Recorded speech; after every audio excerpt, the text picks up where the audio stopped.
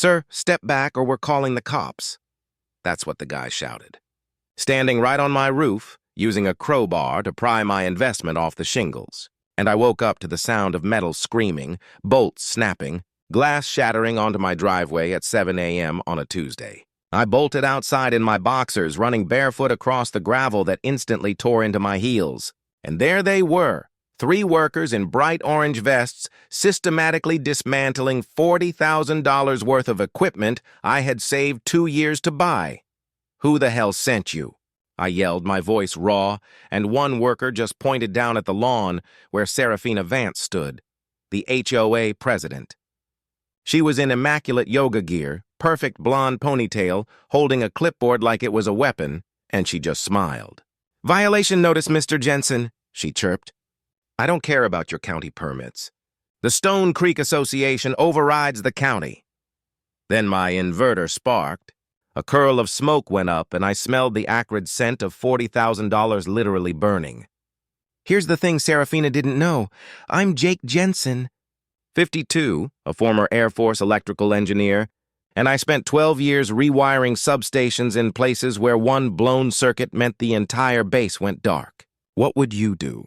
Back down or fight back? If you live in an HOA, you're going to want to hear this, because right then, standing there with blood on my heels, I started planning exactly how I was going to cut power to all 87 houses in her precious neighborhood, including hers.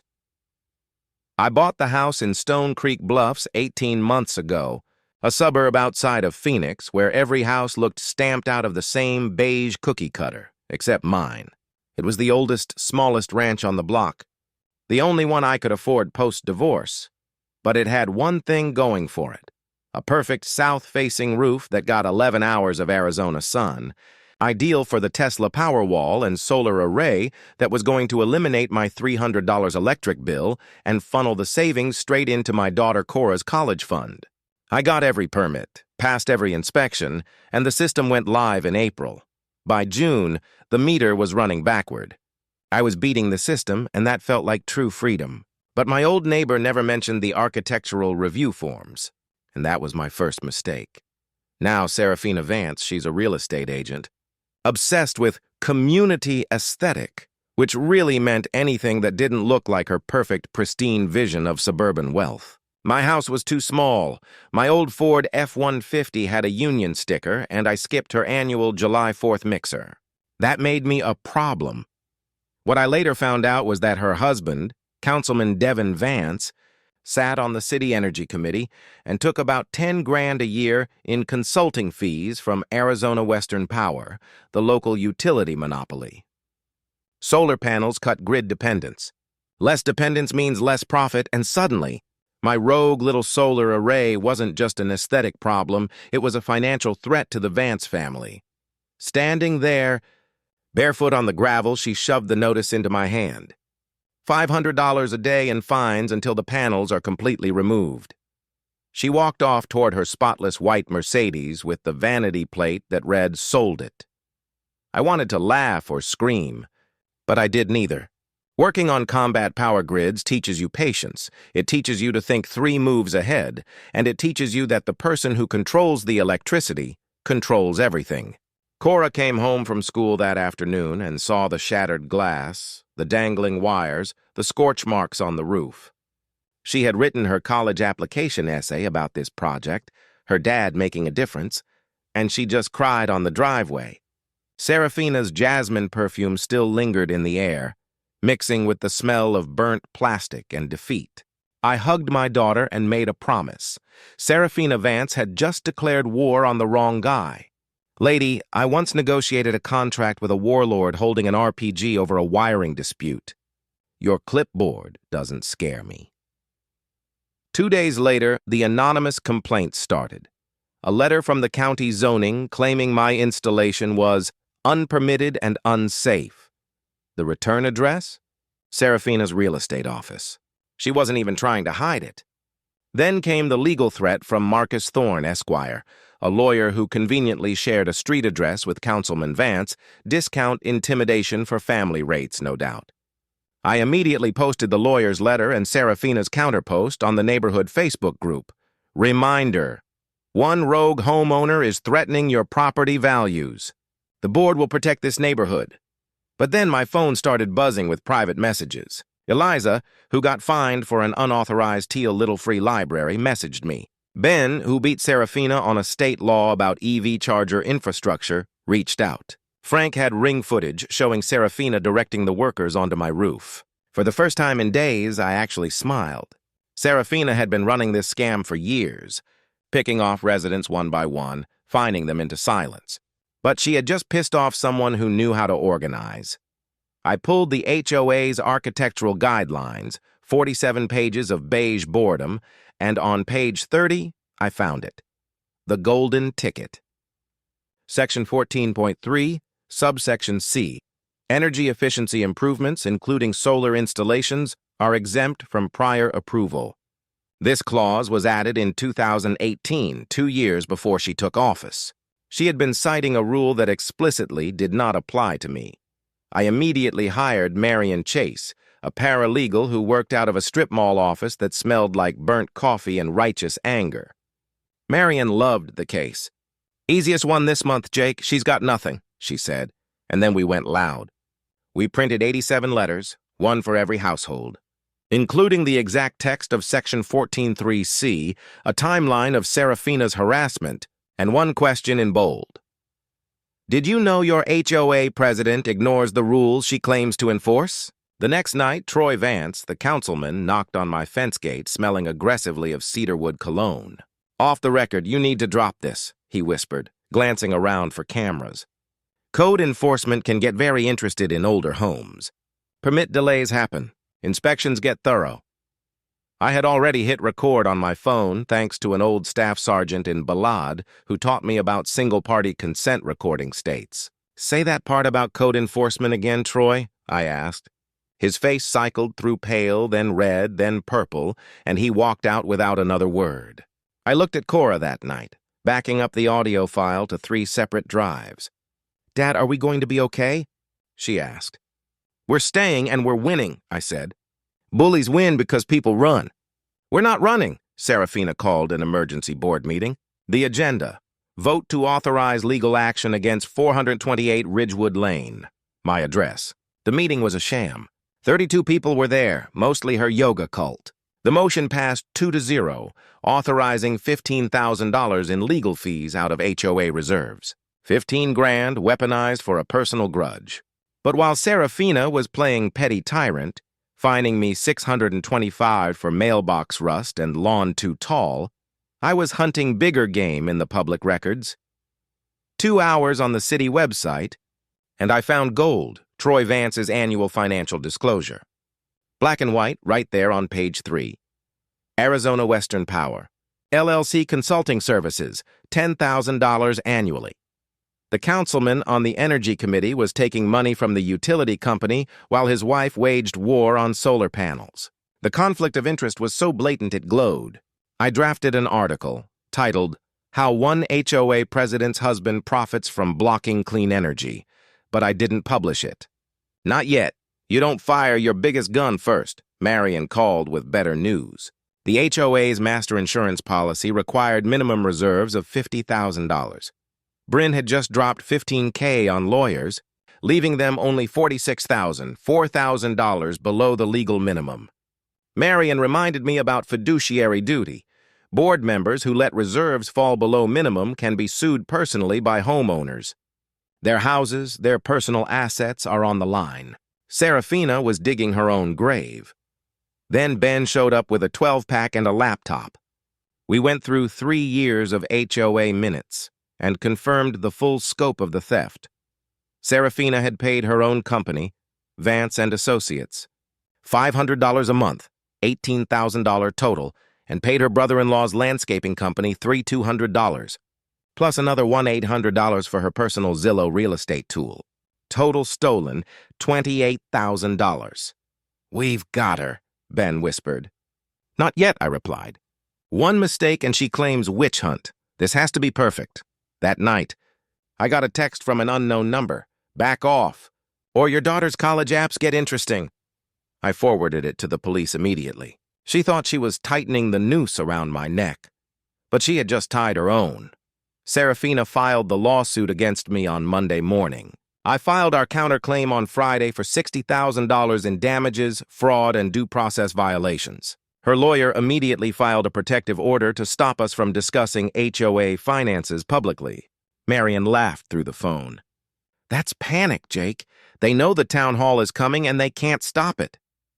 But here's where the logistics came in. I'd been studying the neighborhood's electrical infrastructure, looking for any leverage. I found the 1998 development blueprints that confirmed the entire neighborhood ran on a single aging transformer that sat on a utility easement that ran through my property line.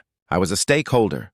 I called Arizona Western Power's customer line and reported obstructed access, overgrown shrubs, and missing safety signage around the transformer, courtesy of the HOA president's preferred landscaping. 3 days later, a utility van showed up. They spent 40 minutes inspecting the unit. They left a bright orange violation notice zip-tied to the fence. Equipment condemned. Unsafe for operation. Required immediate remediation and full transformer assessment. The engineer called me 15 minutes later. Mr. Jensen, we red-tagged your neighborhood transformer. Failed load capacity and critical safety deficiencies. Emergency replacement starts at 2 p.m. today. 2 p.m. The exact minute the town hall was set to start. How long without power? I asked. My heart rate absolutely not accelerating. 48 to 72 hours, he said. Crew is on overtime. Should be restored by Monday evening. I texted the group. Transformer failed. Power out at 2. Town hall still on. Bring flashlights. Marion responded. You beautiful bastard. Serafina's. Yoga Cavalry showed up at my door at 11:30 a.m. with a settlement offer, $15,000, and an NDA. She authorized us to extend this offer, the lead woman announced, holding a Starbucks cup like a shield. Where's Serafina? I asked. Tell her I'll see her at 2 p.m. The woman's smile froze. You're destroying this community. We had a nice neighborhood before you moved in with your panels and your attitude. You don't even fit here. The subtext was clear. My house was too small, my truck too blue-collar, my unwillingness to submit too offensive to their manufactured order. You're right, I said. I don't fit. I actually read the bylaws. Now, get off my property before I add trespassing to the harassment report.